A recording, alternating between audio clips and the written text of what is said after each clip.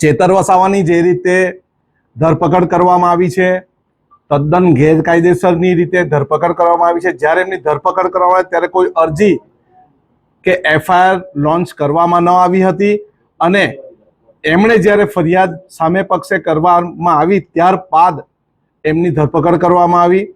આ રીતની ધરપકડ એ ભાજપ એ પોતાની આદિવાસી વિરોધી માનસિકતા છતી કરે છે.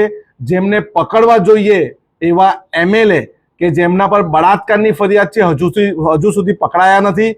તેમજ કેટલાઓ લોકો એવા છે, ઉદ્યોગપતિઓ એવા છે, ચીટર્સ ભાજપમાં એવા છે જેમની ધરપકડ થતી નથી. ચેતર વસાવાની ધરપકડ એ ભાજપની માનસિકતા આદિવાસી વિરોધીની છે એ છતી કરે છે.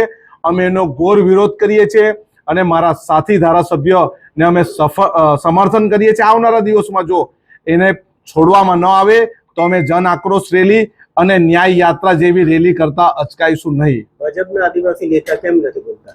ભાજપના આદિવાસી નેતા કઠપૂતળી બની ગયા છે ભાજપની, અને જો એ બોલે તો એમને ભવિષ્યમાં ટિકિટ ન મળે એવા ડરને કારણે એવો બોલતા નથી. પરંતુ અમે સૌ ચેતરભાઈની સાથે છે. જે પણ ભાજપ જે આદિવાસી વિરોધી કામો કરી રહ્યા છે અને જે પણ એક્ટિવિસ્ટો અવાજ ઉઠાવી રહ્યા છે, અમે એમની સાથે છે અને જ્યાં સુધી અન્યાયના વિરોધમાં ન્યાય મેળવવા માટે જે પણ લડશે અમે એની સાથે રહીશું.